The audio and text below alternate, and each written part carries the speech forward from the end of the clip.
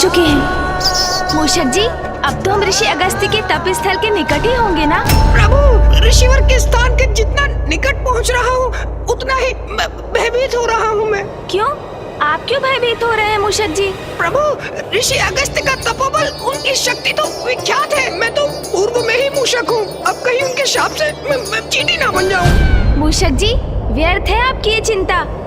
ऋषिवर आपको श्राप क्यों देंगे? प्रभु, आप उनकी पत्नी को उनके कमंडल से मुक्त करवाकर नदी में परिवर्तित करने जा रहे हैं, फिर भी पूछ रहे हैं कि वो शाप क्यों देंगे? मूषक जी, किसी भी बड़े उद्देश्य को पूर्ण करने में संकट तो आते ही है ना, किंतु उन पर विजय पाने के लिए ध्यान सदैव अपने उद्देश्य पर ही रखना चाहिए, मार्ग में आने वाले संकट और कठिनाइयों पर नहीं। उचित है प्रभु, मैं प्रयत्न करूंगा।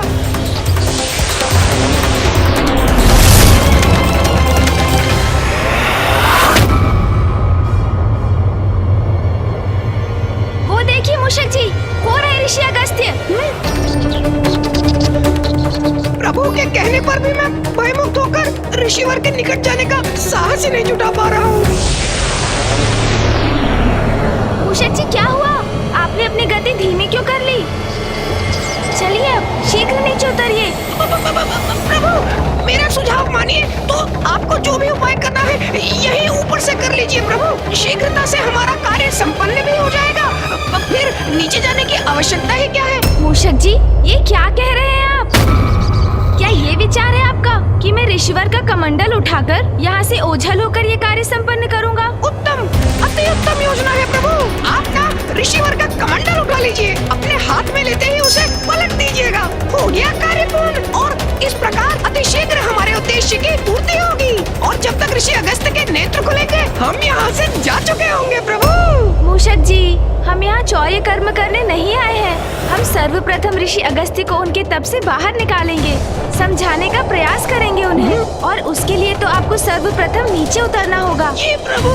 स्मरण रखिए मूषक जी, किसी अनुचित कर्म का विचार भी हमारे प्रयासों को निरर्थक कर देगा। क्षमा कीजिएगा प्रभु, मैं नीचे उतरता हूँ प्रभु।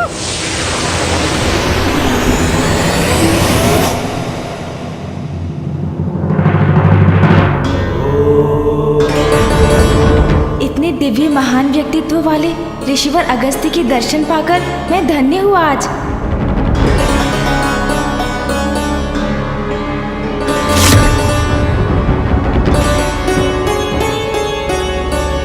पुत्र, तुम्हें कावेरी नदी को मुक्त कराना होगा ताकि उसका जल जन जन तक पहुंच सके। ऋषिवर अगस्त्य का ध्यान मुझे भंग करना ही होगा ताकि मैं संपूर्ण वन्य जीव जंतुओं, वृक्ष आदि व मनुष्यों के प्राण रक्षित कर सकूं।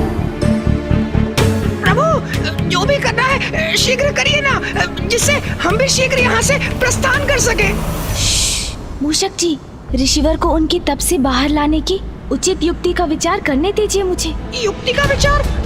अर्थात प्रभु, अभी तक कोई युक्ति, कोई योजना नहीं है आपकी? मूषक जी, बड़ी सूक्ष्मता से योजना पर विचार करने की आवश्यकता है, जो मैं करने का प्रयास कर रहा हूँ, और आप बार बार कुछ कहकर जिसमें बाधा डाल रहे हैं। यदि आपके पास कोई उत्तम योजना है तो आप क्यों नहीं बता देते मुझे, और यदि नहीं है तो मुझे शांति से विचार करने दीजिए। जी प्रभु। ऋषिवर का ध्यान कैसे भंग होगा? व्यवधान से प्रभु। व्यवधान से अर्थात? हाँ प्रभु, तीव्र वायु प्रवाह से आंधी उत्पन्न करिए आप। आंधी।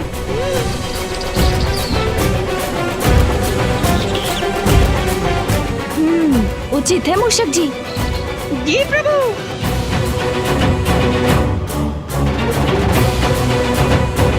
क्षमा कीजिएगा ऋषिवर, किंतु मैं विवश हूँ।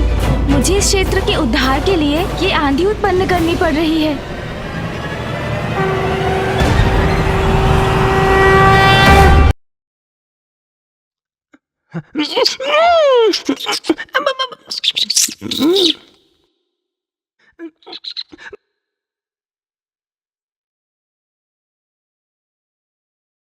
प्रभु तो आंधी उत्पन्न कर रहे हैं, किंतु ऋषिवर के नेत्र खुलने पर कैसा बवंडर उत्पन्न होगा किसे ज्ञात। छिपने में ही भलाई है।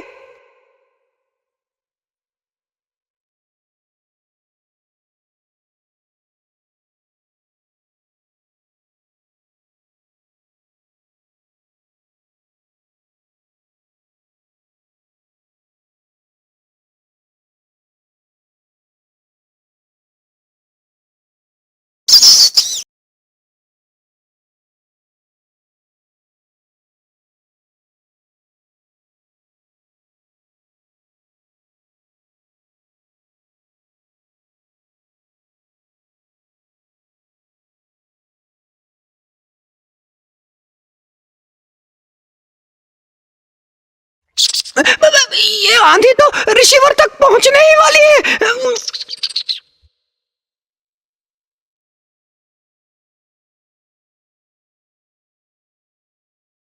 कहीं इस वायु प्रवाह की आंधी के स्पर्श से ऋषिवर के क्रोध का ज्वालामुखी न फट जाए।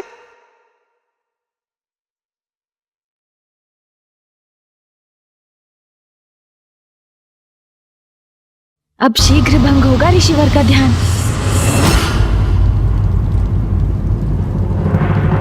विश्वास है मुझे गणेश सर्व समर्थ है, किंतु फिर भी मैं सशंकित हूँ। कहीं उसके साथ कुछ अप्रिय न घट जाए। गणेश का यह प्रयास सफल होने से अनेकों चिंताओं का अंत होगा। ऋषि अगस्त्य का क्रोध जागृत हुआ तो एक नवीन संकट उत्पन्न होगा।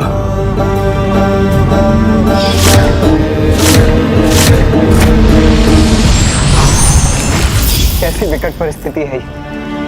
इसकी अधिक चिंता करूं मैं इस बवंडर के टकराव से ऋषि अगस्त्य के ध्यान भंग होने की, अथवा बवंडर द्वारा इस कमंडल के गिरकर उल्टा हो जाने की। दोनों ही अवस्थाओं में गुरुदेव, ऋषि अगस्त्य कहीं क्रोध में आकर गणेश को कोई श्राप न दे बैठे। तपोबल के धनी ऋषि अगस्त्य ने यदि श्राप दिया तो वह अकाट्य होगा।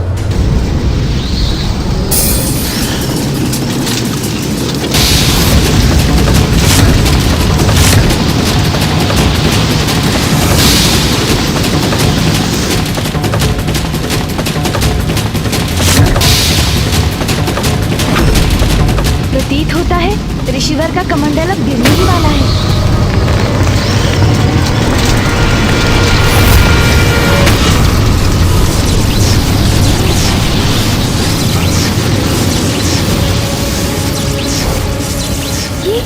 ये क्या हुआ? ऋषिवर के चारों ओर स्वर्णिम सुरक्षा का घेरा कैसे उत्पन्न हो गया? ज्ञात करता हूँ।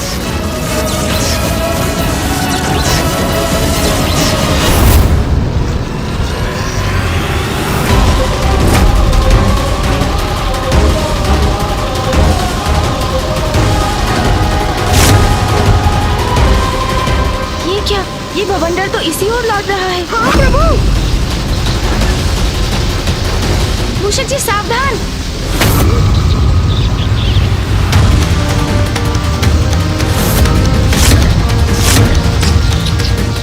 इससे रक्षित होना होगा।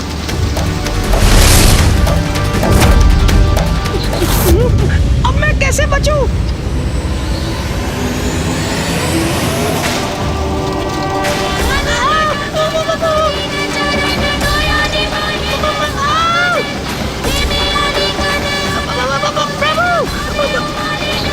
कुछ कीजिए प्रभु, रोकिए इस बवंडर को।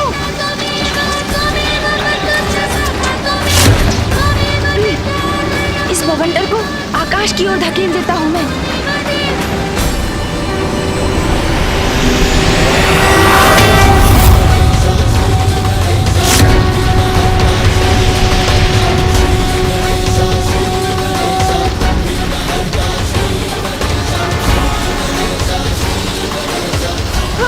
हम रक्षित हो गए प्रभु।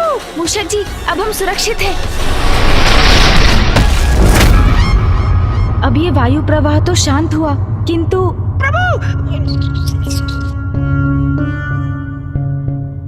प्रभु इस बवंडर ने तो उलटकर मेरी ही दुर्दशा कर दी। हाँ मूषक जी, हमारा ये उपाय तो व्यर्थ हुआ।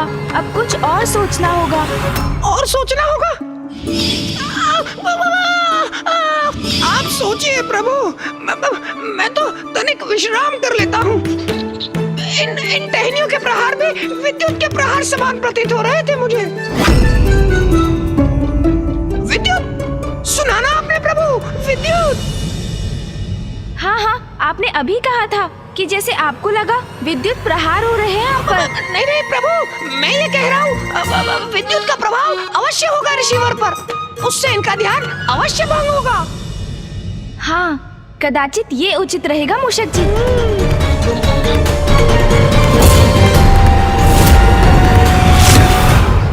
आशा है ये युक्ति कार्य करेगी।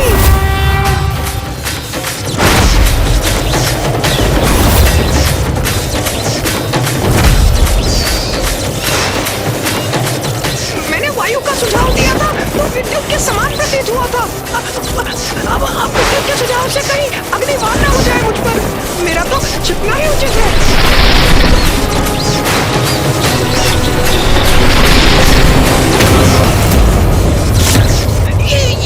ये विकराल मेघ उत्पन्न हो रहे हैं। अब आकाश में काले विकराल मेघों से घिर गया है।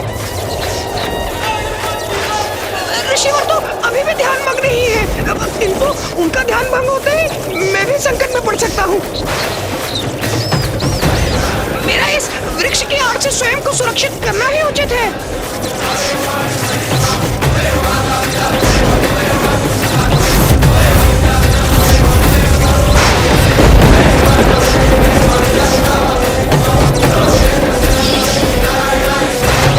प्रभु के समान मैं भी वृक्ष के ऊपर चढ़कर ही सुरक्षित हो सकूंगा।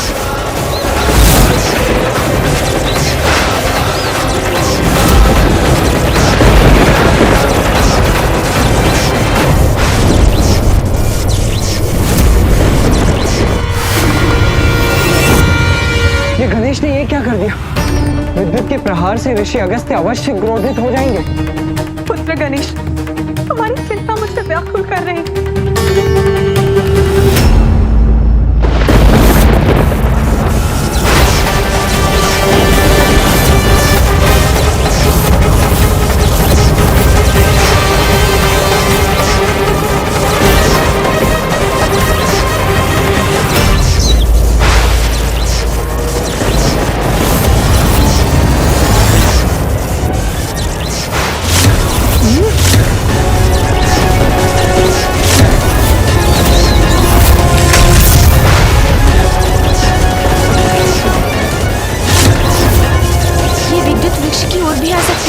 मुझे इस वृक्ष से दूर हट जाना चाहिए। ये कैसे संभव है? ये विद्युत तो मेरी ओर ही आ रही है।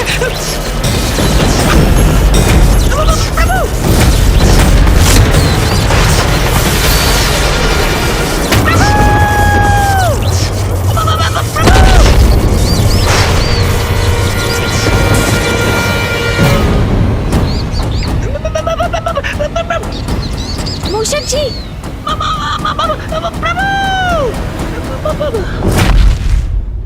आप कुशल तो है ना मूषक जी? वृक्ष के ऊपर क्यों चढ़ गए थे आप? वृक्ष विद्युत को अपनी ओर आकर्षित करता है, ये तो आपको भी ज्ञात होगा ना मूषक जी? हाँ प्रभु।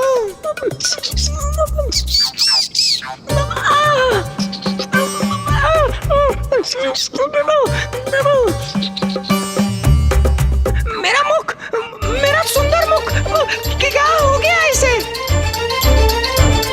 देखिए प्रभु, मेरी सुंदर मुख पर कैसी काली मां छा गई है। मेरी सुंदरता विलीन हो गई। नहीं मूषक जी, आप तो पूर्व के समान ही दिखाई दे रहे हैं। आपको तो कुछ भी नहीं हुआ।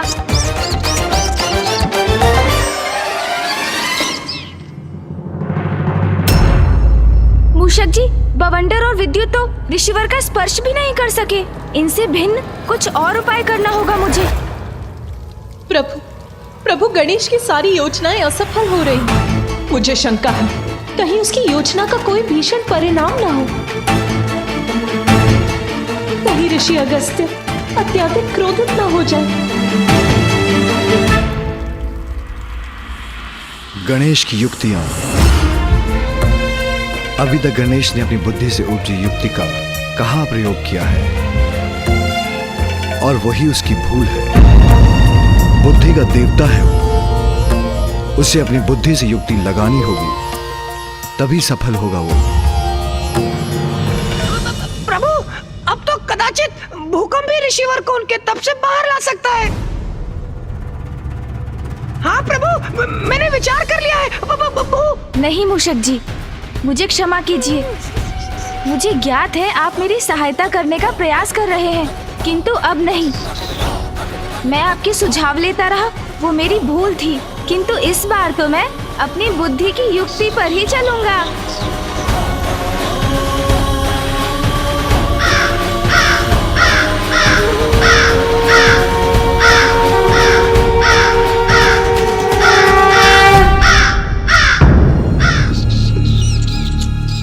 काग? प्रभु! मूषक जी,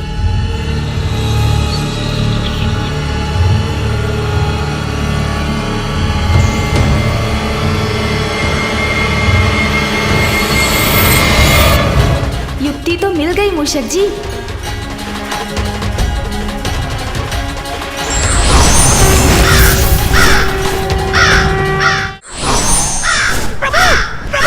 कहाँ उड़े जा रहे हैं आप?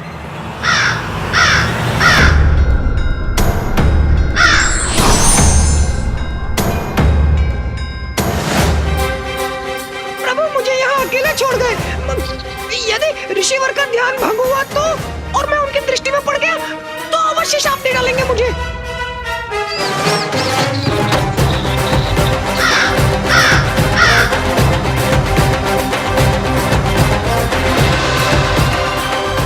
यदि मैंने ऊपर से कमंडल तक पहुंचने की चेष्टा की तो ऋषिवर का सुरक्षा घेरा अवश्य मुझे रोक देगा। कदाचित मुझे नीचे से धरती के भीतर से कमंडल तक जाना चाहिए।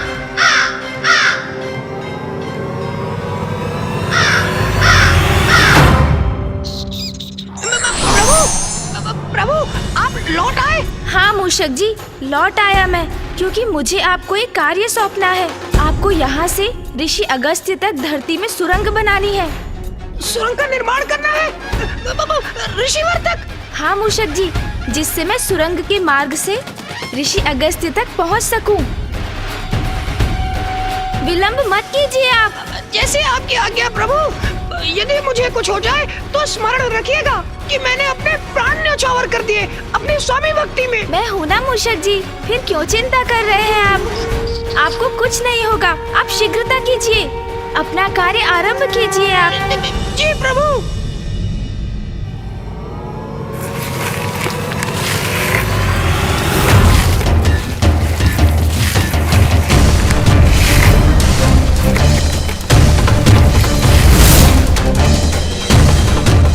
मूषक जी, सुरंग का कार्य पूर्ण हो गया। प्रभु, सुरंग तो तैयार है, किंतु प्रभु ने तो मेरी बात ही नहीं सुनी। मैंने सुरंग तो बना दी, लेकिन ऋषि अगस्त के भय से सुरंग के दूसरी ओर बाहर निकलने का छिद्र ही नहीं बना पाया। ये क्या? मूषक जी ने तो कार्य अधूरा ही छोड़ दिया। सुरंग से बाहर निकलने के लिए छिद्र मुझे ही बनाना होगा।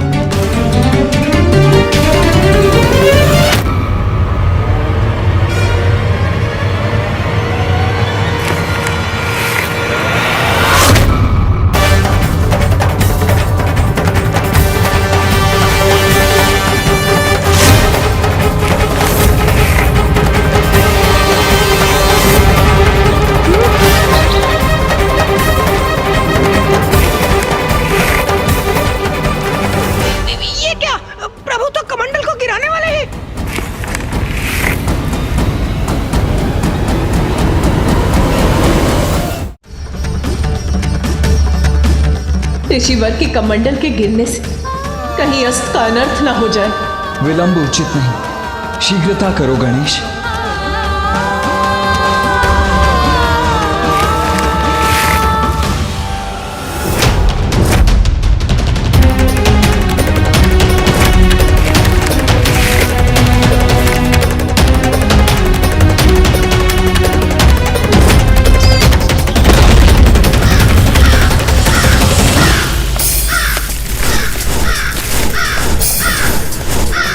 कमंडल तो पुनः स्थित हो गया।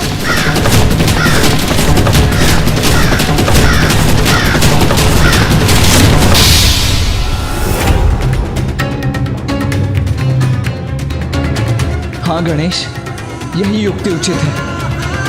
अपने पंख से उलट दो कमंडल को, मुक्त कर दो माँ लोपामुद्रा को। हाँ प्रभु, उचित है।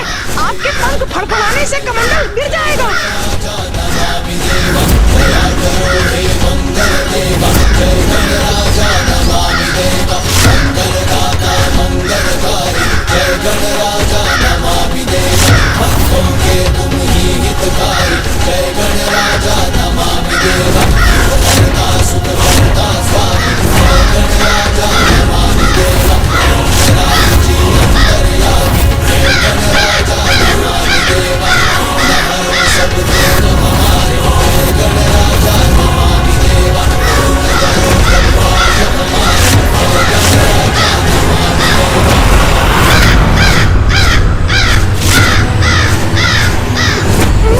ऋषिवर का ध्यान भंग हो गया।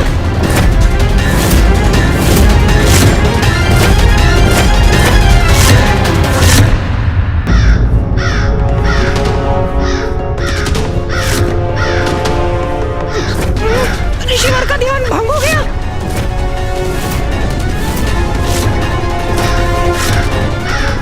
ऋषिवर के मुखमंडल पर क्रोधाग्नि स्पष्ट दिखाई दे रही है। कदाचित इसका परिणाम अच्छा नहीं होगा। दुस्साहसी काग, मेरा ध्यान भंग करने का दुस्साहस कैसे किया तुमने? दूर हटो यहाँ से। मैंने कहा ना, दूर हटो मेरे कमंडल से। मुझे शीघ्रता से नहीं, अभी तो बुद्धिमानी से कार्य लेना होगा।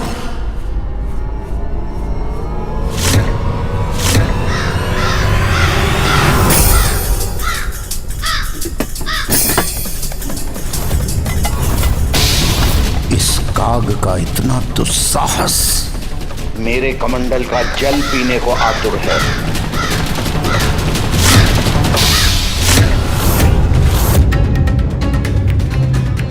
मेरी चिंता सत्य ना हो जाए। कहीं क्रोधावश ऋषिवर गणेश को दंडित करने के लिए उसे श्राप ना दे दे। गणेश, ऋषिवर को और क्रोधित मत करो। ऐसे पल लौट आओ, मुड़ जाओ वहां से।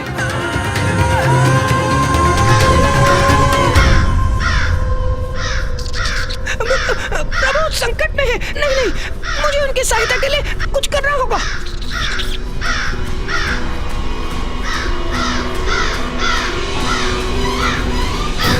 मुझे क्षमा कर दीजिए प्रभु। मेरे पांव तो ऋषि अगस्त के भय के कारण जड़ हो गए हैं, आगे ही नहीं बढ़ रहे।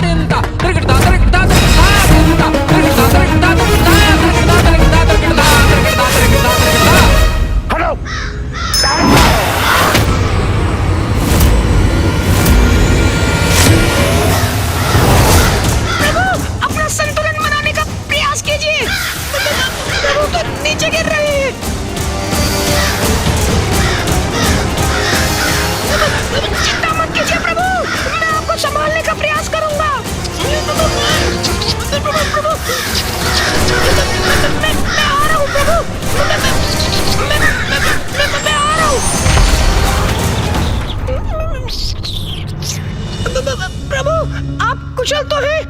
ऋषिवर ने तो आपको आकाश में ही भेज दिया था। हाँ मूषक जी, मैं सुरक्षित हूँ, कुशल भी हूँ। जो हुआ उसमें ऋषिवर का कोई दोष नहीं है। वो तो मात्र अपना कमंडल सुरक्षित करने के लिए अपने हाथ से मुझे दूर करने का प्रयास कर रहे थे और उनका हाथ मेरे पंख पर लग गया, जिससे मैं दूर आकाश की ओर चला गया। सुरक्षित है मेरे पुत्र गणेश। प्रभु, मेरी विनती स्वीकार कीजिए, यहाँ से लौट चलिए। महादेव, माता पार्वती, कुमार कार्तिकेय से विचार विमर्श कर प्रभु माँ लोपामुद्रा को नदी रूप में प्रवाहित करने की कोई और युक्ति सोचनी होगी हमें। किंतु अब हमारा यहाँ रुकना उचित नहीं। ऋषिवर के क्रोध से पार पाना कठिन है प्रभु। व्यर्थ चिंता कर रहे हैं सभी। गणेश अपना दायित्व निभाना भली भांति जानता है। वो इस संकट का भी हल अवश्य ढूंढ लेगा।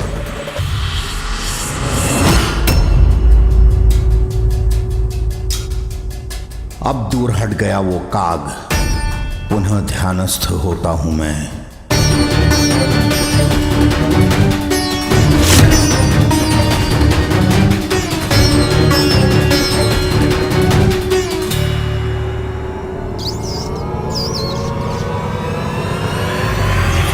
नहीं मूषक जी, अपना उद्देश्य पूर्ण किए बिना हम यहाँ से कदापि नहीं लौटेंगे। स्थिति विकट है। ऋषि अगस्त्य का क्रोध सर्वज्ञात है, किंतु कठिनाई से भयभीत होकर हम पीछे भी नहीं हट सकते। मूषक जी, जब तक माँ लोपामुद्रा कावेरी नदी के रूप में ऋषिवर अगस्त्य के कमंडल से बाहर नहीं आ जाती, मैं यहाँ से नहीं लौट सकता। चाहे इसका कुछ भी परिणाम हो, वो स्वीकार है मुझे। और इसलिए मैं पुनः प्रयास करने जा रहा हूँ मूषक जी।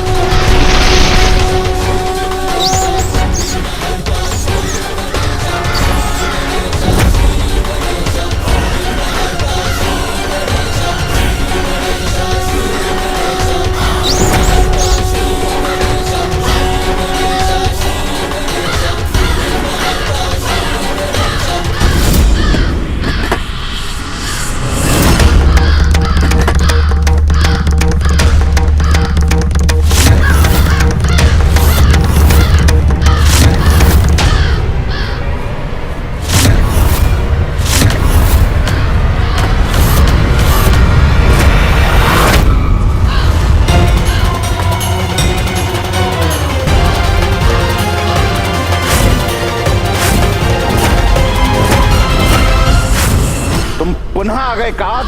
दूर हटो, दूर हटो, दूर हटो मेरे कमंडल से। तुम्हें अपनी सुरक्षा की तनिक भी चिंता नहीं। इस बार और भी भयंकर परिणाम होगा।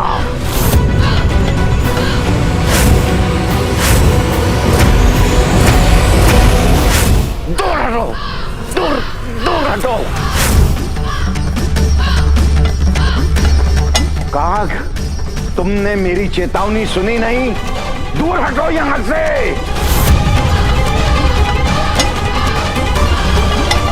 हटो, हटो।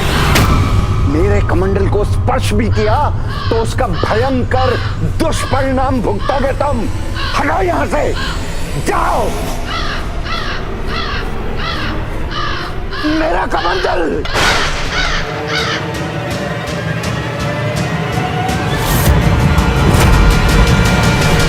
उद्दंड काग, इस कमंडल को सुरक्षित स्थान पर रखते ही तेरी उद्दंडता का कठोर दंड दूंगा मैं।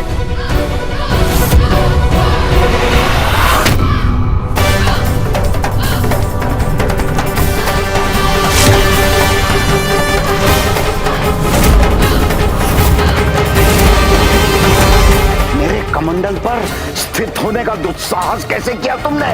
हट जाओ यहां से। हट। काग हठी होते हैं ये तो सर्वज्ञात है, किंतु तुम्हारा हट साधारण नहीं है। इतना साहस तो कोई साधारण काग नहीं कर सकता। मुझे क्षमा करें ऋषिवर, किंतु इस कमंडल को तो गिराना ही होगा, और इसे गिराएंगे आप। तुम्हारा मेरे कमंडल पर स्थित होना उचित नहीं है। हट, हट, हट, हट, हट, हट, हट, हट।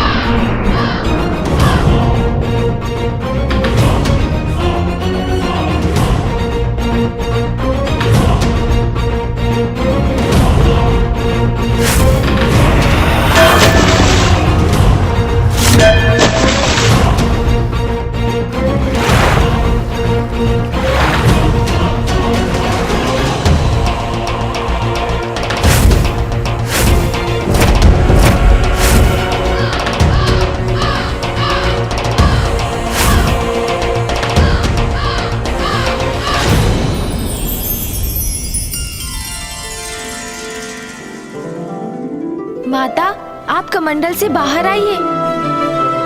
हाँ माता लोपामुद्रा, आपके स्वामी अगस्त्य ऋषि अपने हाथ से आपको प्रवाहित होने का संकेत दे रहे हैं।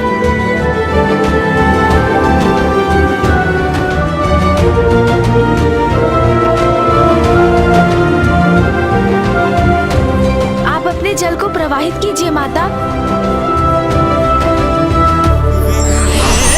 प्रणाम माता लोपामुद्रा। पाद पंकजम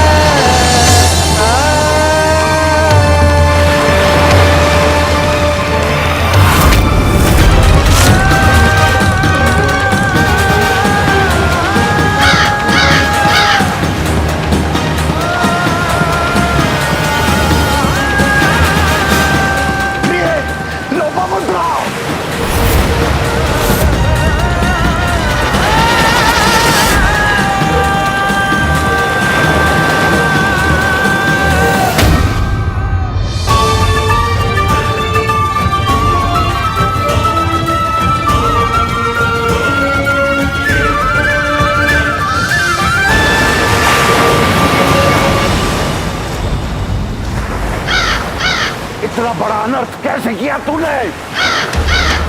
प्रभु, अब ऋषिवर के क्रोध से अपनी रक्षा कैसे करेंगे आप? दुष्ट काज, रुक, मैं तुझे श्राप देता हूं।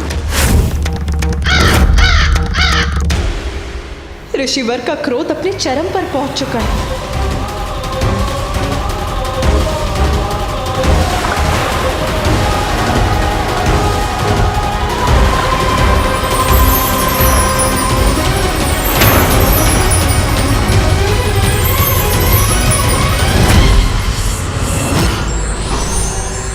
ऋषि अगस्त्य। वक्रतुंड महाकाय सूर्यकोटि समप्रभ निर्विघ्नं कुरु मे देव सर्वकार्येषु सर्वदा।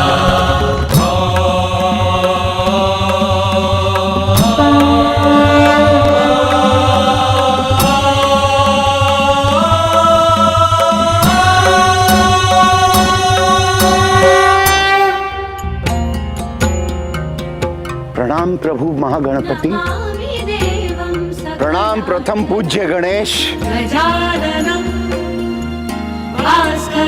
मेरी ही प्रेरणा से जग कल्याण हेतु गणेश ने आपके कमंडल में बाधित नदी को मुक्त कराकर उन्हें प्रवाहित किया। प्रभु, मोहवश कितनी बड़ी भूल कर बैठा मैं। जन कल्याण में बाधित बन बैठा, नियति को बाधित किया मैंने, और ये भी ना समझ सका कि काग रूप धारण कर प्रथम पूज्य गणेश स्वयं मुझे उचित कर्म करने का संकेत दे रहे हैं। मुझे क्षमा कर दीजिए प्रभु, मुझे क्षमा कर दीजिए, क्षमा कीजिए महागणपति, क्षमा करे प्रभु। मैं बहुत लज्जित हूं प्रभु, बहुत लज्जित हूं, मुझे क्षमा कर दीजिए। एक ऋषि, एक तपस्वी होकर आसक्तिवश मैं अपने को मुक्त नहीं कर सका। सदा जन कल्याण मेरा उद्देश्य रहा, किंतु आसक्तिवश मैं ही उसमें बाधा बन गया। सबको सुख पहुंचाने वाली, धरती को जल से सींचने वाली नदी को मैंने रोक रखा। बहुत बड़ी भूल हो गई मुझसे प्रभु, बहुत बड़ी भूल हो गई। मुझे क्षमा कर दीजिए, मुझे क्षमा कर दीजिए प्रभु, मुझे क्षमा कर दीजिए, मुझे क्षमा करे परम पूज्य गणेश जी।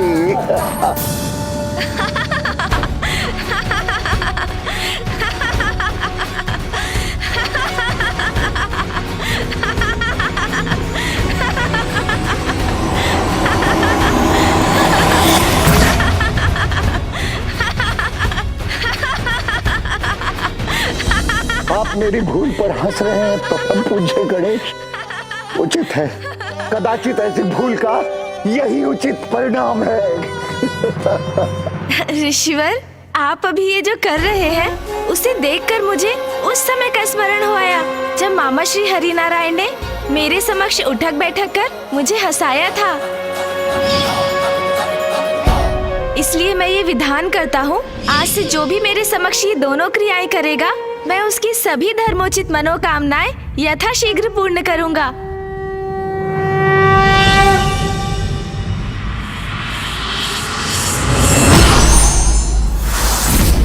और ऋषिवर, आप भी मुझे क्षमा करें।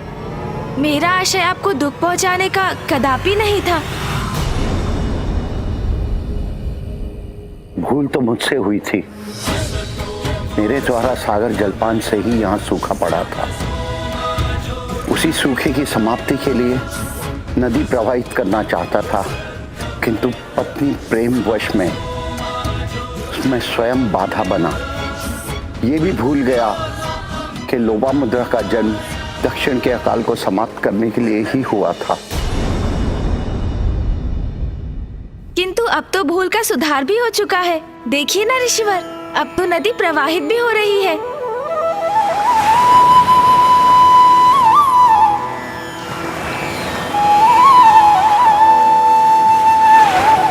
इतना पावन जल, इतना स्वच्छंद बहाव, धन्य है, धन्य है।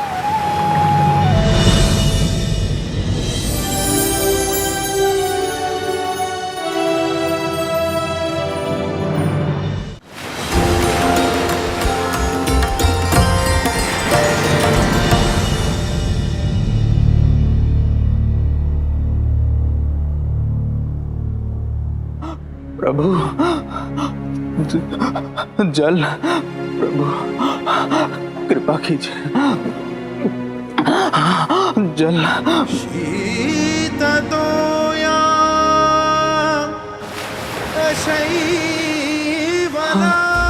ये मेरा भ्रम है या वास्तव में जलधारा की ध्वनि?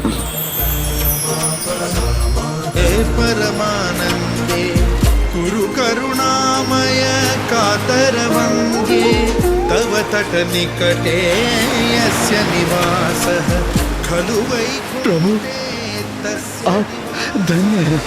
आपने मेरी प्रार्थना सुन ली।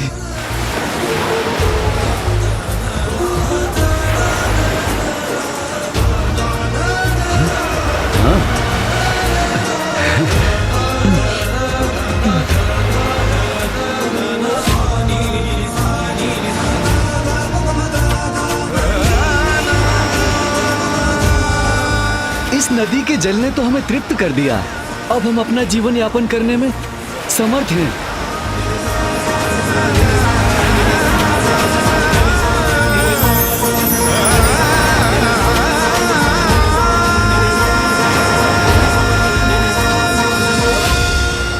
जल से परिपूर्ण हो गया हमारा जीवन।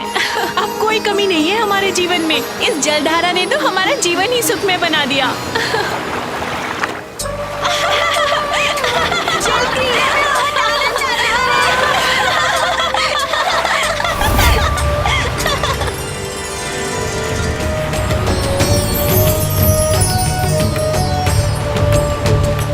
धन्य है कावेरी नदी, धन्य है विघ्नहर्ता गणेश जी, जिन्होंने मेरे मोहपाश को मिटाया, मेरे सत्कर्म के मार्ग में आए विघ्न को दूर किया, लोपामुद्रा को कावेरी नदी के रूप में मुक्त किया।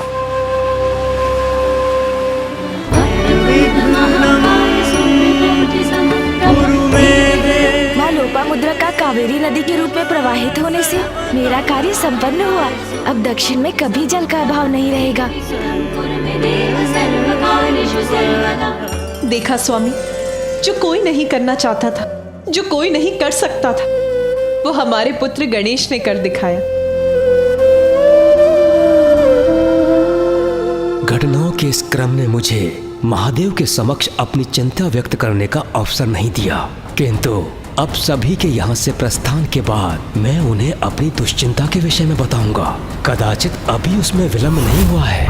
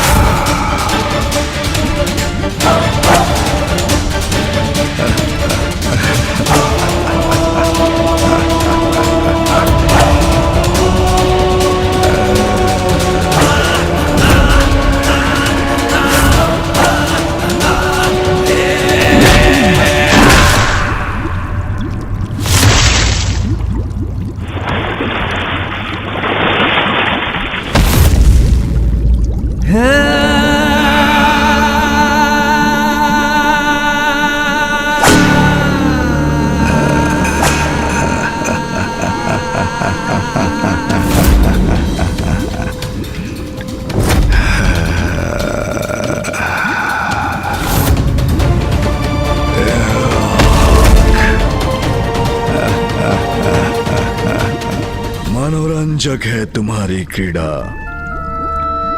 किंतु इसका अंत तुम्हारे अंत के साथ ही होगा, क्योंकि सर्वश्रेष्ठ जलंधर से किसी का बच पाना असंभव है।